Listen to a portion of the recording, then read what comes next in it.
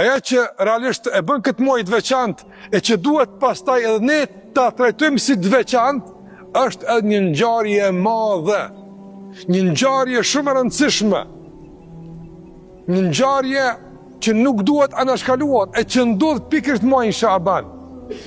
Çka ndodh këtë muaj të ndrozur? Çka është kjo ngjarje interesante? Muhamedi sallallahu alaihi wasallam ka përmendur se në gjysmën e muajit Shaaban ngriten veprat e robëve tek Allahu te barekuhu teala.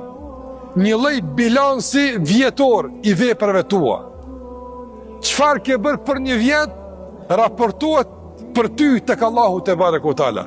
Melekët që kanë shkruar veprimtarinë tënde, punët e tua, aktivitetet e tua, sjelljet e tua, gjitha çfarë ke bërë, të përmbledhura në shkrime të sakta, të përmbledhura në shkrime precize, duke mos munguar asgjë, madje sa thërmia, e përmbledhur dhe e prezantuar tek Allahu te barekuhu teala.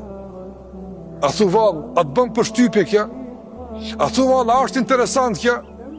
Për një njeri i cili e din çka nuk kupton dalja për Allahut, për një besimtar i cili e din çka do me thonë llogaridhënia për Allahut mënduar, kjo ngjarje është shumë e rëndësishme. Prandaj pejgamberi sallallahu alaihi wasallam kur agjironte të hanën e tajtën, e arsyetonte se e ajtja është ditë kur në bazë javore bëhet raportimi për punët e mira. Andaj thonte pejgamberi sallallahu alaihi wasallam, kam dëshirë që kur punët e mia prezantohen tek Allahu të jem agjërueshëm.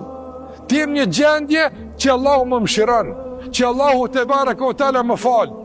Pejgamberi alayhi salatu wasalam.